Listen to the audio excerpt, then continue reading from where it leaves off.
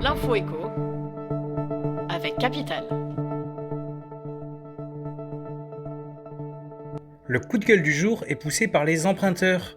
Si les taux moyens des crédits immobiliers demeurent encore canon, 1,29% en juin, bon nombre d'emprunteurs se heurtent depuis peu à de nouvelles difficultés pour boucler leur dossier de prêt. Il y a la crise économique qui amène les banques à scruter les métiers des emprunteurs et à délaisser notamment ceux travaillant dans l'hôtellerie, la restauration ou l'aviation. Ensuite, les recommandations de Bercy sur la règle d'endettement des ménages viennent exclure les petits investisseurs et primo-accédants modestes, ces derniers dépassant le plafond autorisé. Enfin, les banques, pour s'assurer de la solvabilité de leurs clients, exigent davantage d'apports personnels pour financer les achats, environ 15% du montant d'acquisition du bien. L'info pratique Capital. Dès ce mardi, de nouvelles démarches administratives arrivent dans les bureaux de tabac. Vous pouvez en effet régler vos impôts, payer vos amendes ou bien la facture de cantine de votre enfant.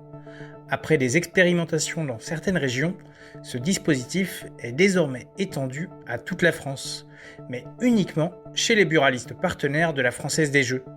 Concrètement, vous pourrez payer vos impôts en espèces ou par carte bancaire jusqu'à 300 €.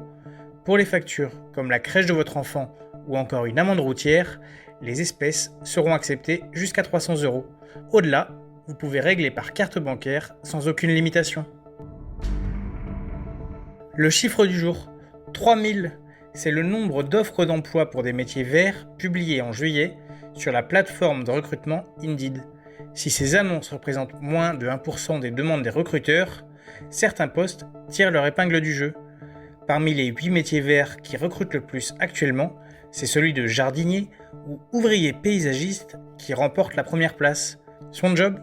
S'occuper de l'entretien des espaces verts publics. Autre profession en vue, le responsable qualité, hygiène, sécurité et environnement qui, au sein de son entreprise, fixe les objectifs de développement durable, de sécurité, de santé au travail et de management de qualité. Découvrez tous ces métiers sur notre site.